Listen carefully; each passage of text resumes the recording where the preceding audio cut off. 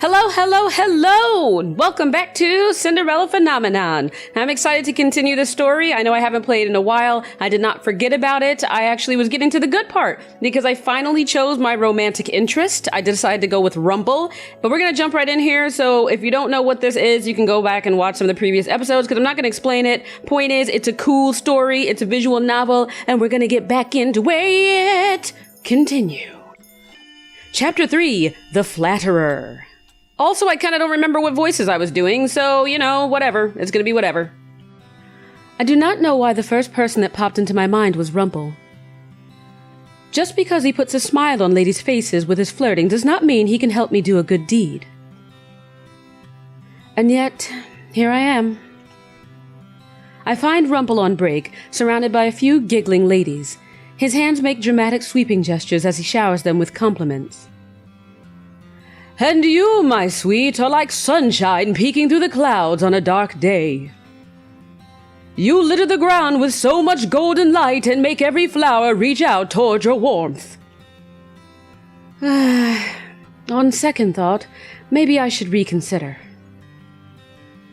Princess! Rumpel notices me, however, and immediately waves me over. I miss Rumpel. I like him. Oh, okay. I'm gonna walk toward him, man. I'm going all in. He is just going to insist I come back. If there's one thing I've learned about Rumpel, it's that he is persistent. Why do you look so surprised? I'd assumed you would just walk away, like you always do. But I can take this as a good sign, yes? You really did want to see me, Princess? The silent treatment only makes this all the more mysterious, Princess, and the mysterious is always exciting! What is he rambling on about now? Rumpel, why would you deal with someone like her? What? Lady is like a budding flower, and I want to do my best to help her bloom in whatever way that I can. Wink. That was sexual, Rumpel. You behave. You've come to me for advice, right? God, look at her eyes. She got a little crazy for a minute. How did he know? The look of shock on your face is adorable, and so absolutely satisfying. It seems I hit the nail right on the head. Rumpel, she is obviously too stubborn to admit that she needs your help. Why is this not going forward? These women are infuriating. Oh, sookie sookie, McNookie nookie. Rumpel leans a little closer to me and suddenly he is whispering in my ear. Let me tell you something, Princess. Making a person happy just to see them smile is definitely a good deed. Huh? Making someone feel important is never a disservice. What do you think? I'm pretty knowledgeable, aren't I? Wanna sex? All he ever talks about is doting on people, flirting with them and making them smile. Rumpel continues talking. Which is why I will make an excellent partner. I take a step back. Rumpel is now looking at me with a triumphant smile. How did you... I'm very perceptive, Princess. You overheard my conversation with Parfait. She told me about it. She... did? Only briefly. So you're not perceptive at all. Princess, you cannot see it, but I am drowning in my own tears in an ocean of sorrow. He just assumed I was going to be partners with him, which is very annoying. I do not even know why I was considering partnering up with Rumpel when he says the same things over and over again. Well, to be fair, lady, so do you. All you do is talk about, nobody, la la la, everybody wants to... Well, to be fair, lady, all you do is the same thing. You're all, oh, everybody wants to take advantage of me. I don't know how to be good. Me, my curse. I do not think I could be around him day in and out. Oh my, what do I spot here? Oh, there's my girl. Hey, girly, Delora Fleury. I love you. I love both of you. I love all of you. I love all of the characters in this. Delora appears before us, a sly smile on her face. Slacking off, you two? I'm on a break. That break ended about 5 minutes ago, Rumpel. And, Princess, I think there's a broom that needs attending. Fine. There is no use complaining, and I would rather get away from Rumpel. Rumpel turns to the ladies and smiles. My lovely ladies, I will be back later, and I promise that we will continue our conversation without any interruptions, most sexually. Goodbye, Delora. I love you. Oh, and Princess. We'll continue our conversation later as well. Wink teeth. I walk off before Rumpel can try to shower more of his compliments onto me. Making a person happy just to see them smile. Can such a... Okay, wow. Can we go back there? Okay, there we go. Can such a thing really be considered a good deed? Get out of here, cursor! Jeez, I keep freaking mouse. Anyway. The days at the tavern go by quickly over the next week. Princess? Princess? Hello? What was that? That was not intentional. I was about to, make a surprise noise, and then my voice, cracked and did a weird breathing. So I don't know what that was. Anyway, let me take some water.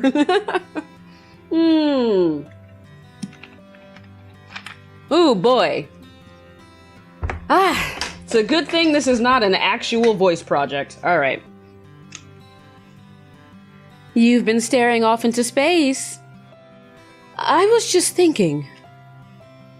I just finished using Mr. Broom, and now I'm helping niece. Mr. Broom. I forgot about him. He was my favorite part of all the favorite parts. I just finished using Mr. Broom, and now I'm helping a niece sort some of the shelves in the back. Rumpel has taken up the serving for today. The women always enjoy him, but the men are always glaring at him. They're jealous of Rumpel, I think. Who? The other men. Anise looks over at the men that are glaring at Rumpel as he drifts between tables. I'm worried about Rumpel, too. What are you talking about? You were looking at Rumpel with a funny expression on your face. No, I wasn't. My words are clipped and my voice is cold. Anise looks at me sadly, but I do not care. What I do is none of her business. I think the girls are jealous of you, too. Smarm. What? I glance around the tavern and notice that there are girls glowering at me. I am not unaccustomed to these glares since people have always looked at me this way. During the times I left the palace, people gave me the same looks. But this feels different somehow. Why would they be jealous? Because you're Rumpel's partner, silly. I am not his partner. You're not? He's been telling everyone that you are. I never agreed to being partners with him. I felt your longing gaze upon my back, and I have arrived, princess. See, Rumpel's voice is just my voice loud. That's what he is. Rumpel suddenly appears before the two of us, smiling brightly. I suddenly have the strong urge to slap the smile right off his face. We are not partners. But, princess, you asked for my advice. Advice that I gave to you because I care. No one else cares as much about you as I. It puts the lotion on its skin. And so I proclaimed us both partners, because we are a match made in heaven. I get it. You're so overwhelmed with gratitude that you are at a loss for words. If I could throw something at you, I would. A punch packed with as much strength as your love. I can only groan in response. Oh my! Hello, everyone. It sounds like you're having fun. How is this fun? Rumpel is never fun. All he ever does is spout nonsense. He doesn't mean any harm, Princess. He's just filled to the brim with so many compliments, and he needs to get them off his chest. Well, he can go direct them at one of his many other adoring fans. Oh, are you saying you're one of his adoring fans? Because you didn't say one of his adoring fans, you said one of his other adoring fans. Was that a Freudian slip? Was I almost not able to say that sentence right? The world may never know.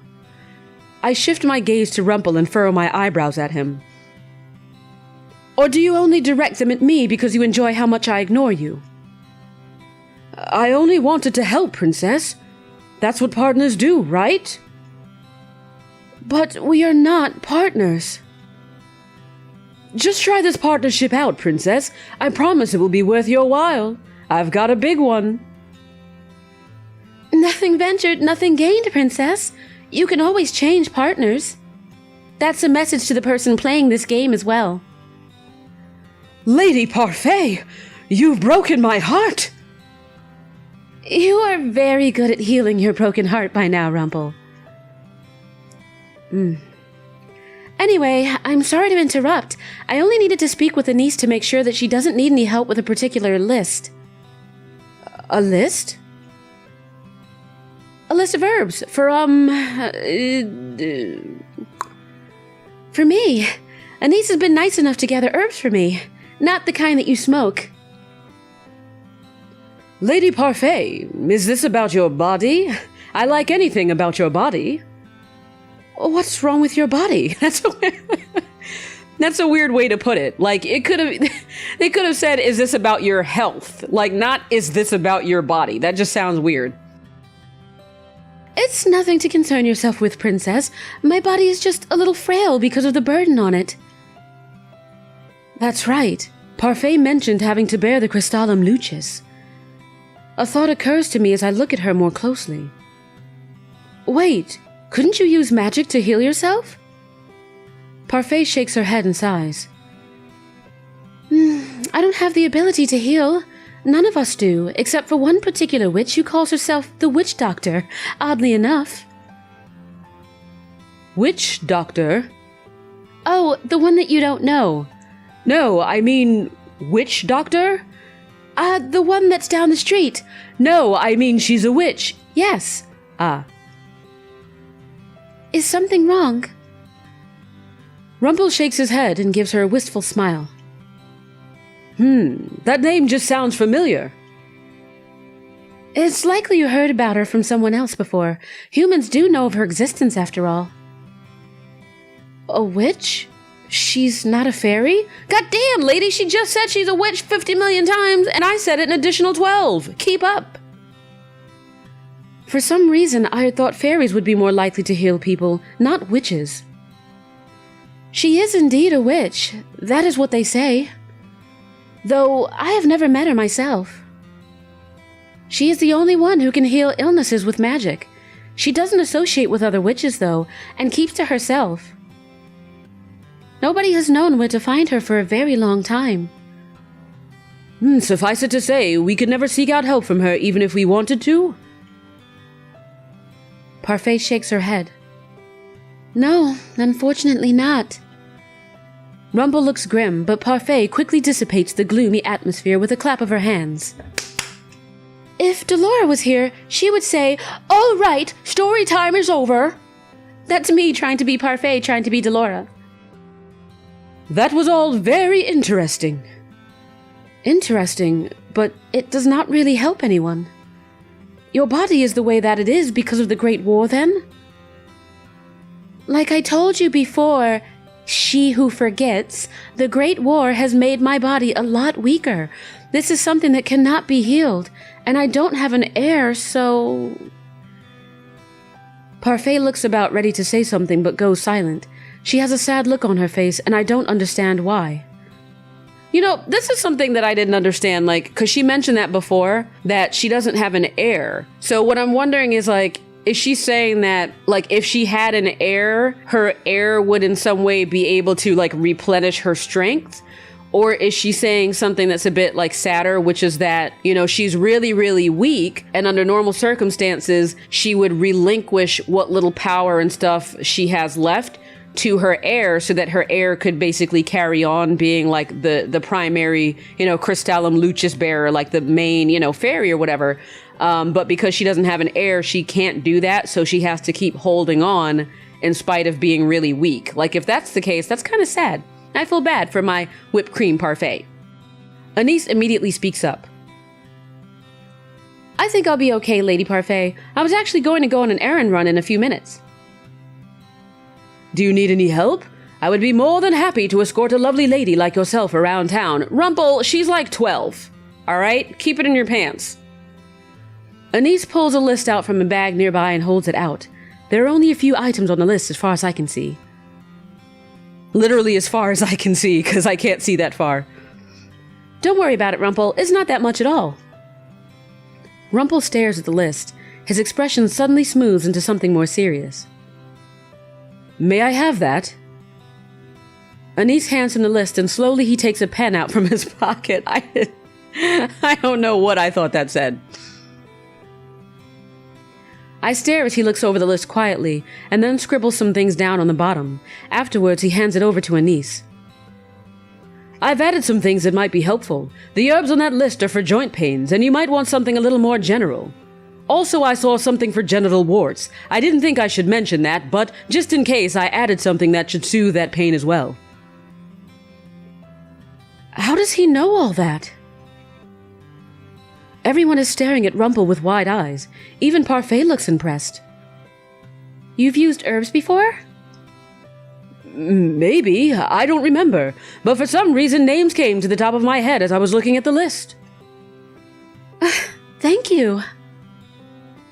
It is always my pleasure to help a lovely lady. Now, Anise, please, let me accompany you to town.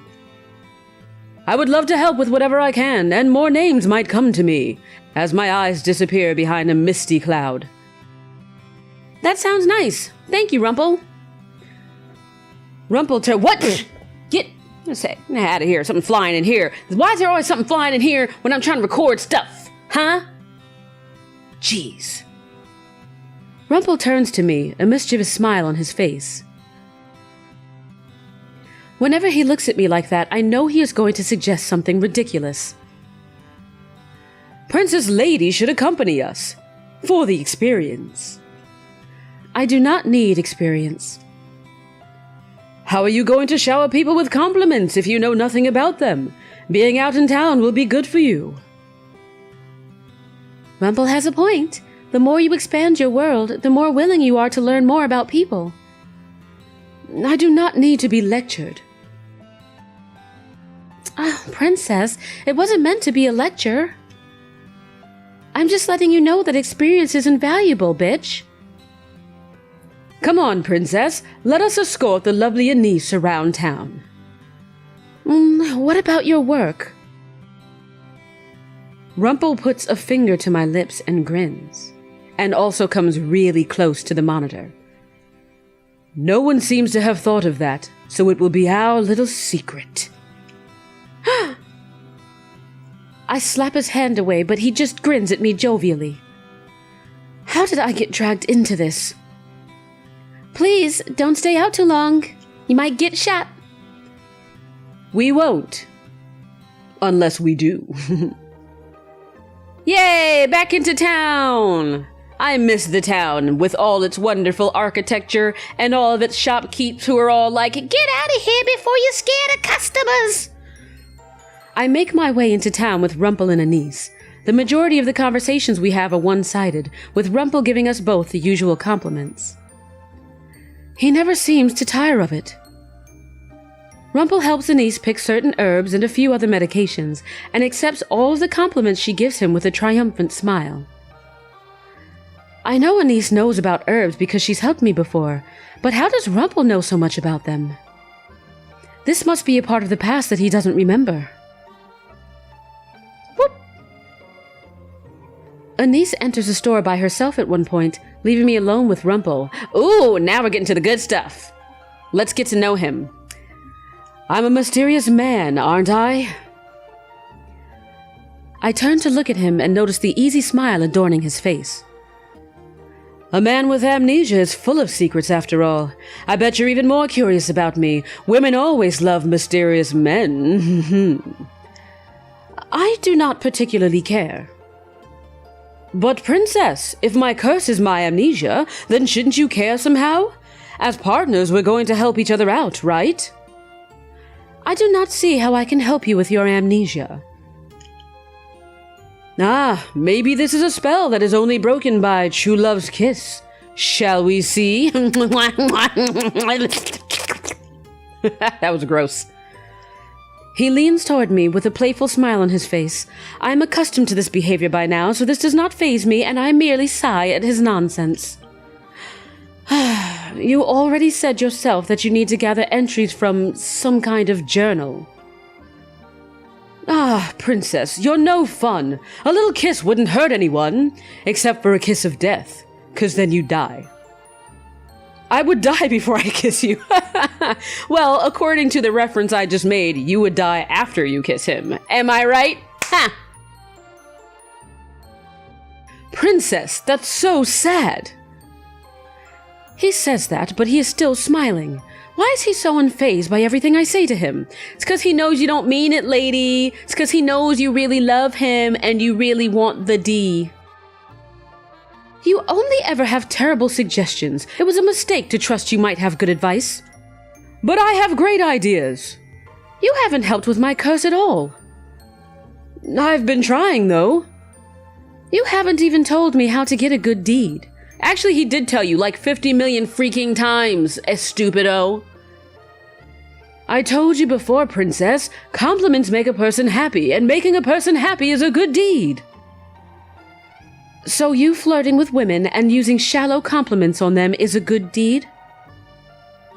On the surface, the compliments may seem shallow, but if you swim a little deeper, if you dive a little lower, complimenting people cannot be a good deed. But making them feel good is. All you have to do is listen to people, sympathize with them, maybe get to know them, and you can make them happy by doing even small things for them. By the way, I really skipped like one of those sentences and I just filled in the blank with what I assumed it said.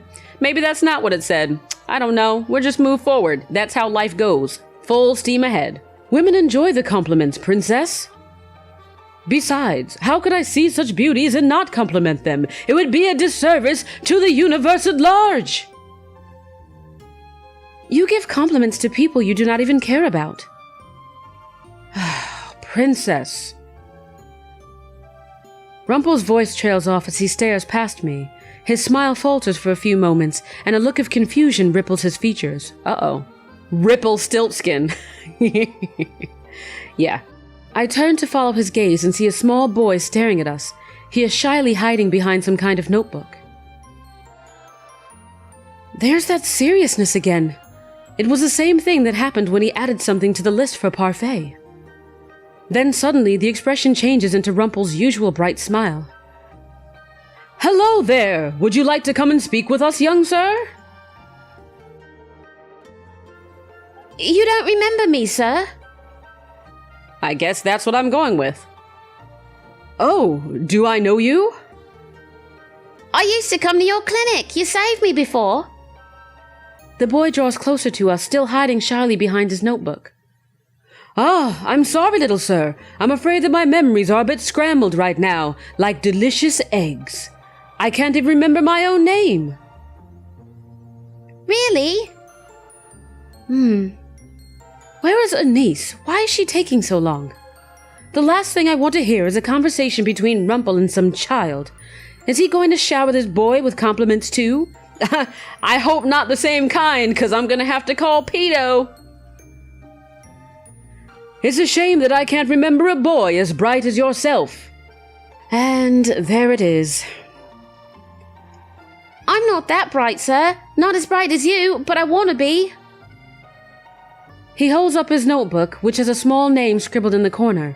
The words, "My dreams," are written on the front cover in cursive letters. Aw, that's so cute! What's this? I want to be just like you when I grow up, so I started a book of dreams just like my mom told me to. She said I could become a doctor too, so long as I tried my best. Doctor? You forgot that you were a doctor, sir. Oh god, damn, why does he look mad? Whoa! Wow. Like the eyes. The eyes, though. Rumpel? A doctor? The boy continues to hold out the book, and finally Rumpel takes it and flips it open to the front page. Rumpel is holding the book close to his face so I cannot see it. I rise to the tips of my toes and attempt to look over his shoulder. At first, Rumpel does not notice me as he stares at the page. Then, belatedly, he realizes I am there and lowers the book so that I can read too. I lean so close to him our shoulders brush. Ooh, an intimate moment. My eyes scan over the page quickly. The handwriting is crude, barely readable actually, but I can still make out the gist of it. Rumpel slowly reads the words aloud. When I'm older, I want to be exactly like the kind doctor that saved me when I had no one else to go to. The boy's face flushes as Rumpel reads his words aloud before his curious gaze lands on me. I don't remember you. I look at the boy, irritated. Are you the doctor's wife? Rumpel suddenly looks up, eyes wide. He looks down at the boy, then at me, his face suddenly solemn. I am surprised by the words that leave his mouth next. Yes, she is. He takes my hand in his and looks down at me, an almost sad look on his face. What is wrong with him? Ooh. Okay, something serious is clearly going on, so I'm not going to slap him. Okay, I'm just going to pull my hand away. I feel like he's having a moment, you know? He has such a strange look on his face. Slowly, I try to pull my hand away, but Rumpel holds tightly to it. The sadness in his eyes becomes intense anxiety, and I see something like fear dancing in his eyes. You really think it was my fault? What? Sir? Rumpel squeezes my hand a little too tightly. He looks at me desperately. I'm sorry. I'm so sorry. Let me go! I finally manage to pry my hand free. Rumpel looks at me for a few moments, almost bewildered, and then his eyes suddenly widen. He looks back at the journal, then at me, then at the journal, then at the boy, then at the town, then at the street, then at me, then at the journal, then at himself, then at the journal, then at me. Oh, I think I blanked out. I'm sorry, Princess.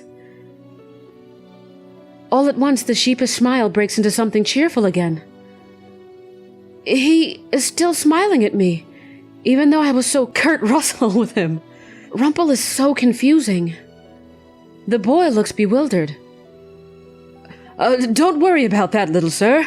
This one here is a feisty thing. I deserved whatever she just did. So she's not your wife, sir? Rumpel looks a little surprised, and then he laughs. Unfortunately, no. The beautiful lady here is not my wife. Rumpel absently rubs at the back of his neck as he looks up at the sky. I'm not entirely sure of what just happened, but it seems like I recovered something very important today. Or the beginnings of something important. Something important? Is he talking about a memory? He hands the book back to the boy, then he leans down and sets a hand on the boy's head. A bell chimes behind us as a niece comes out of the store, carrying a bag filled with what I assume are herbs and medicines. Don't assume things, lady. That makes an ass out of you, May. I'm pretty sure that's how the saying goes. The boy once again cowers behind his book. Oh, who's this? The wonderful little sir that helped me regain a very important memory. An important memory? Rumpel stands looking triumphant. Wait, Wasn't he already standing? Shouldn't he just be looking triumphant? Or maybe shouldn't he stand taller? Because he was already standing. That's all I'm saying. I, my good lady, am a doctor! Oh, really? Truly. Wink. Rumpel turns back to the boy, who he asks a few more questions. He even asks the boy his name, but much to my surprise, the boy shakes his head.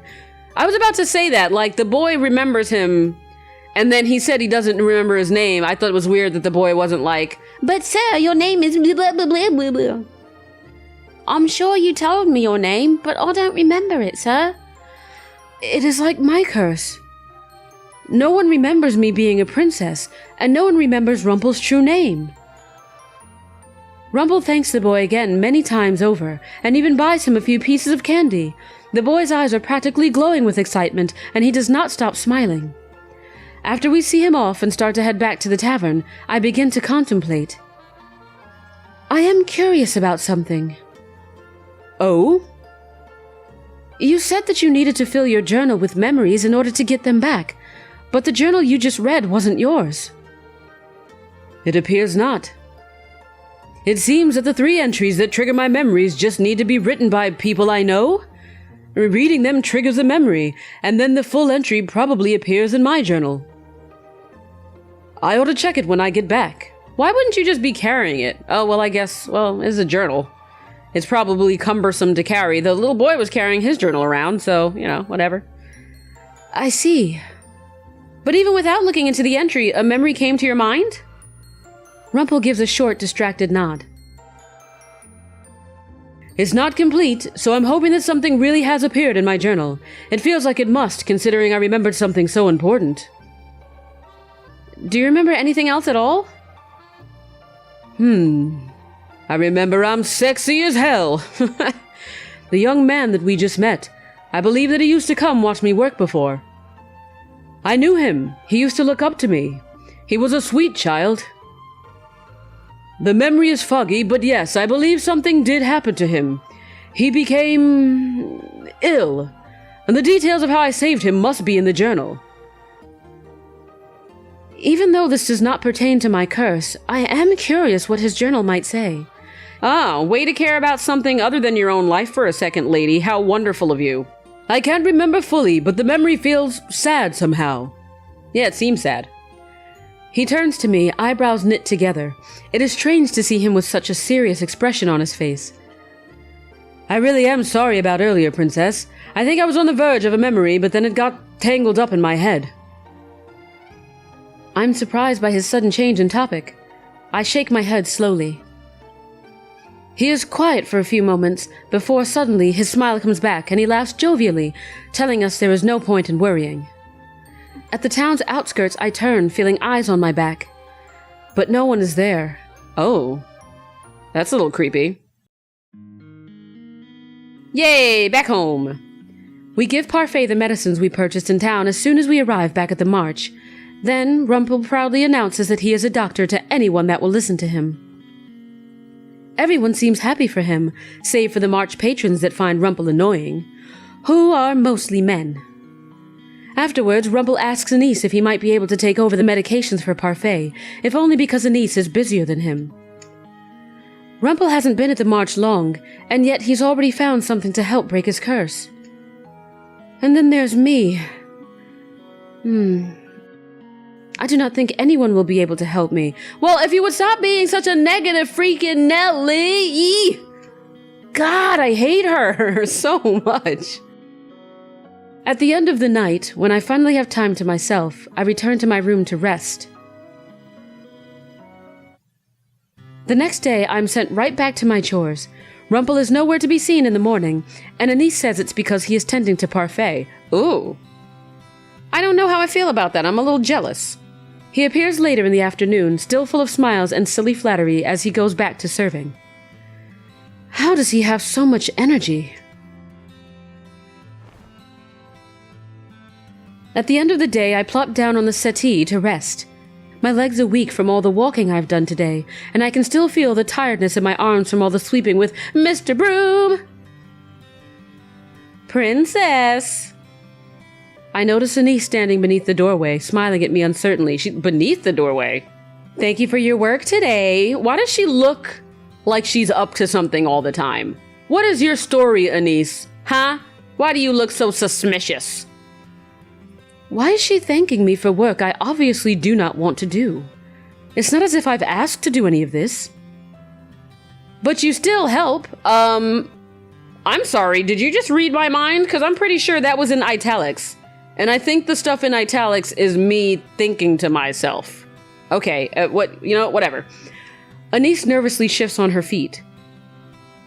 So I, just wanted to say thanks. When I do not make any effort to continue speaking with her, Anise gives a nervous little nod before heading back toward her room.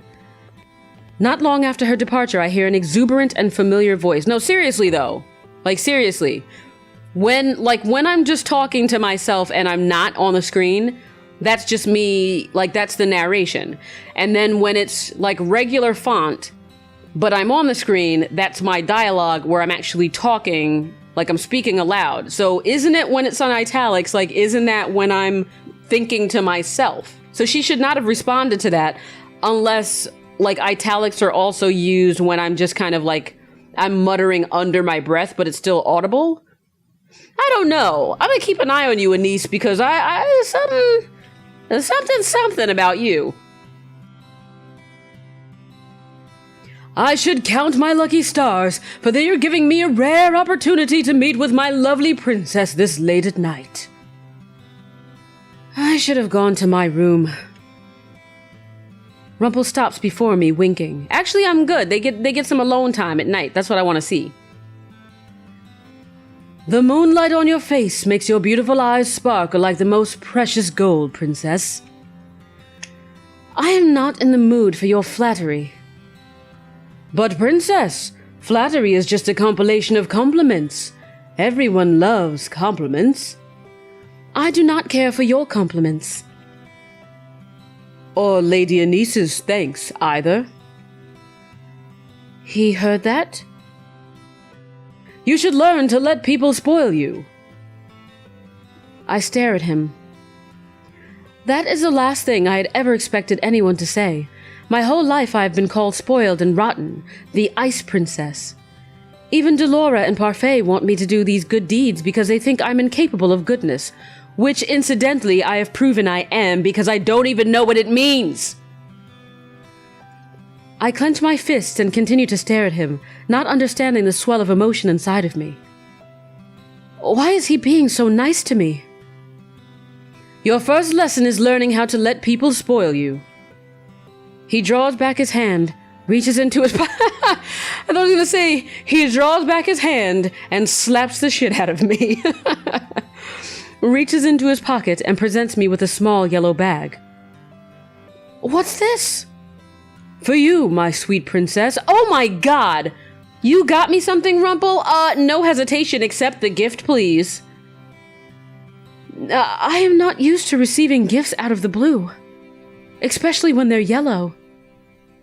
What a shame! I would give you so many gifts if I could, princess. So many of the gifts. But why? Because people are moved by gifts when they come from the heart. And I have so much heart to give. So much heart! I take the small bag from Rumpel's hand and look at it for a few moments. Besides, this is both a thank you and an apology gift. A thank you for accepting me as your partner, and an apology for my behavior yesterday. I don't remember what I did, but both you and the boy seemed frightened. Oh my god! Oh, first of all, she looks so much cuter from the side, and he looks so much more like, I don't know. I don't think I like how you look from the side, Rumpel. You look younger and more like, fragile. So, I don't know. I don't know about you. But you know what? You're still cute. Also, why is your eyeball over your glasses? What is this? What's happening there? We're just gonna look past that and keep going. I look down at the little bag. I open it up, and inside is a little white chocolate piece fashioned into a shape of a flower. A lily.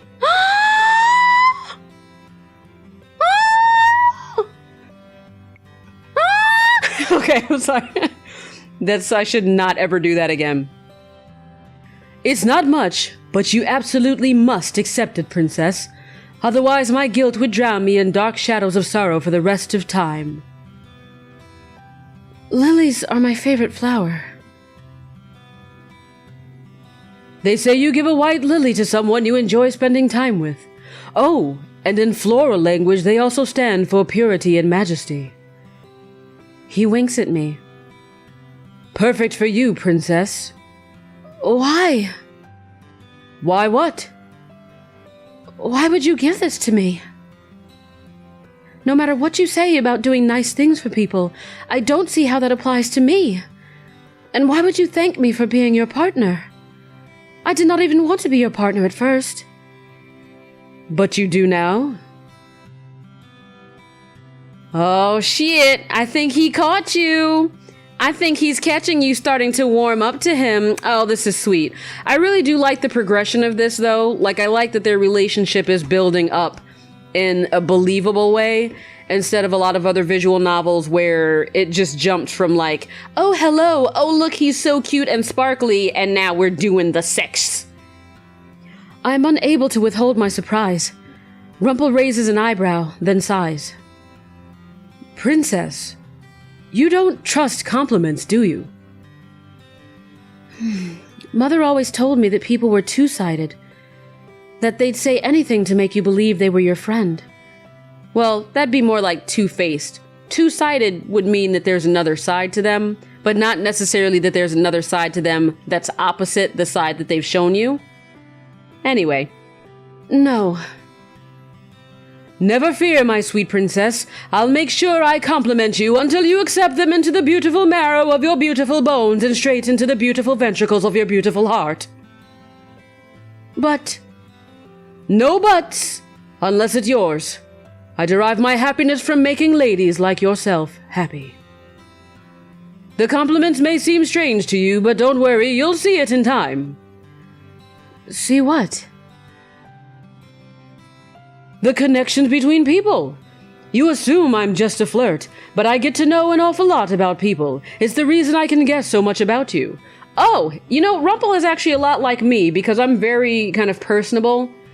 And I do dole out a lot of compliments and a lot of positive energy to people, you know, and I do think some of them are like, huh, how come she's not just randomly a bitch to me like most people are? But I do feel like it helps me build connections with people, and it also helps me learn about them. Like, the more I interact with and kind of engage other human beings, the more it refines my knowledge and experience of human beings in general. And I feel like that's what allows me to navigate like my social dynamics and relationships and interpersonal, bonds and things like that so well, is just because over the years, I've just refined the ability to understand people. And that's something that you really can only build up through experiencing people and really having these intimate kind of interactions with them and having a sort of persistence about the way that you approach people. Not like getting in their face, but I mean constantly acknowledging other people. And not to go off on a tangent here, but this is something that I feel like the internet has robbed a lot of people of. That a lot of people now, instead of being socialized through face-to-face interaction, they're socialized through screens. And so I feel like it's in part a lot of the reason why so much of the generation coming up now suffers from quote unquote social anxiety, you know, and having difficulty navigating social conflict and social interactions face to face. And so they kind of need like the sort of safe space of the internet where they can sort of pick and choose the community that they want to interact with, rather than having to go out in the world where you really don't have any control over who you meet and what those interactions are going to be like. And I unfortunately feel like that diminishes the capacity you have to be able to navigate those experiences. That's just something that I think the internet has kind of taken away from us. But let's get back to this. What could Rumpel possibly know about me? So, what do you think? Are you more attracted to me now because of my mysterious aura? Or my doctorly sophistication? He leans closer to me, his eyes sparkling. I don't see any sparkles. Get with it, developer. Draw them things. I could be your own personal doctor. Oh, there it is. There it is. I will slap you if you touch me again. Rumpel pulls back and raises both of his hands in surrender, but the smile does not leave his face. You really are hopeless, aren't you? Do you think so? I thought that the events from today might have proven otherwise. Oh, speaking of which, I read over my journal earlier. His expression becomes oddly solemn. Shall I enlighten you? Why would you tell me all of this? Oh, you're not interested? I thought you might be since I was your partner. I love his face, though, when he gets like that, like when he looks sad. Then I feel bad, because I do like you, Rumpel. I like you lots. If I don't listen, you'll still tell me regardless, so feel free to share. Feel free to like, comment, and subscribe. Rumpel sighs as he flips the journal open. Unfortunately, it was not much. The memory began coming together again as I was reading, but a lot of it still doesn't make sense. I glanced down at the entry he has stopped at. Look at the bottom of the page, Princess. I follow his gaze to the bottom of the page and pause, noticing a conspicuous gap. There's no signature, and I always sign the end of every entry I write. I wonder if that might be the final piece of the puzzle. The final piece of your curse?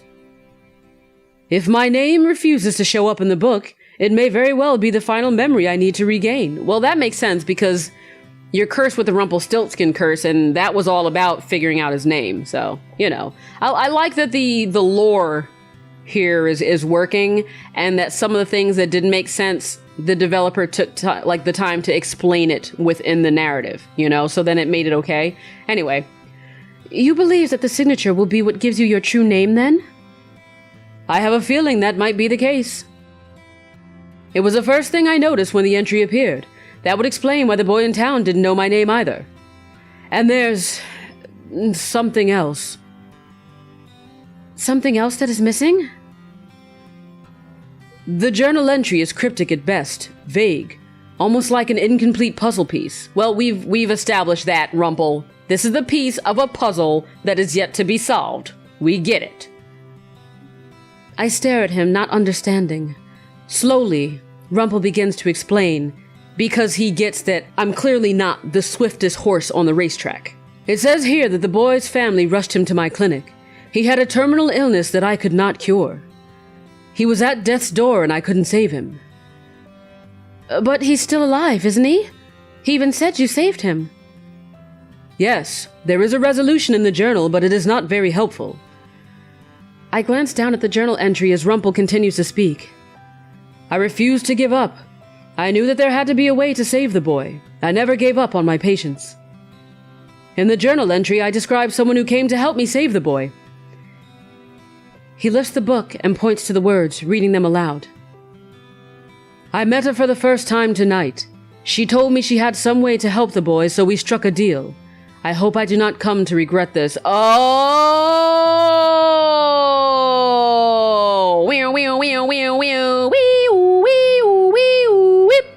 I think I know what's going on here, but let's see if it says it in the next sentence. Okay, it doesn't. I'll tell you what I think in 2 seconds. Let me just finish this. He snaps the journal shut, startling me. He sighs as he runs a hand through his hair. That's it. Someone helped me somehow, and I made a deal. I'm assuming this is related to my curse, but I can't say how. Alright, so, my theory is that the witch doctor, okay, that was foreshadowing, right? Foreshadowing, because when Parfait mentioned the witch doctor and said she's the only one who can heal anyone with magic, alright? Rumpel said the name sounded familiar, but he wasn't sure why. And Parfait just dismissed it as like, oh, well, you probably heard it around because there are tons of humans who have heard it. But no, I'm thinking that it's because he actually met the witch doctor and he made a deal with her for her to save this little boy's life. But it must have been kind of like Rumpelstiltskin, where he was like, all right, I'll spend this gold for you, but I need something in return. So the question is, what did the witch doctor want in return? You know, like, what did she take from him? And maybe this is what she took. Maybe what she took was his identity, you know, and his past. But I don't know if, like, to me, it would be interesting to know if this was something that he gave up willingly, or if this was something that was like a trick, like the witch doctor promised him one thing and then tricked him and now like, and cursed him with this instead. I don't know, but anyway, that's what I'm thinking. Why did you write so vaguely? Because like Nostradamus, I wanted people to know things about me, but not to know it all too knowingly. I wish I could ask my past self that same question. So, in the end, you're still not sure when you were cursed? Rumpel pauses, then shakes his head. I believe it started here. Not the curse, but the events that led to it. There's a reason this is the first memory to be triggered. It's important. For a few moments, the two of us are quiet. Rumpel's curse is a mystery, not because he is hiding it like Karma is, but because he does not understand it himself. I forgot about Karma. Wonder when Karma's gonna make another entrance. After a few moments, Rumpel begins to laugh, breaking the silence. I look at him, startled. What's so funny? Oh, it's not funny, it's just... This is all very mysterious, isn't it? And my mysterious past makes me more alluring, doesn't it? Ah, only Rumpel could take such a serious moment and change it into this. Well, what do you think, Princess? Are you drawn into the mystery of it? Well, I don't know about her, but I am. I'm like totally into the story. I'm totally into his like backstory and this front story. I'm into the all story, basically. I didn't even bother reading that. I saw it said I have no choice. Oh, I can go back. Whoop. I have no choice. You tell me even if I didn't want to know. Ah, there we go. Oh, but you do. I can see the curiosity in your lovely golden eyes. I can hear it calling in the air tonight. Oh, Princess. And I could see it earlier today, too. Thank you for accompanying me to town. I believe that I only met the boy because you were there to guide my way. We were looking for medical supplies. That boy appeared through mere coincidence. No, it was more than coincidence. It was destiny! Fine, whatever you say. Listening to him is exhausting. It makes me realize how tired I am. And all of these revelations are making my head spin. I'm going to bed now. I'm too tired for this. It has indeed been a busy day. We will continue this enlightening discussion some other time, unless you'd like me to join you to bed. Perhaps. If only she knew what I just made him say. If only she knew. I turn to walk away with a little chocolate in my hands. As I walk back toward the darkness of the hallway, Rumpel's soft voice echoes behind me. Sweet dreams, my princess. Princess. Aw. I like that. Oh no! Okay, let's not start this. Oh, stop! Pause! Hey ho! Hey, no! Oh god, oh. No, please stop. Alright, so, I'm gonna end this here with the end of that chapter, and it looks like we've gotten down to some business. We're finally getting into some of the backstory about the curses, which, for me, it's really one of the better parts of this visual novel.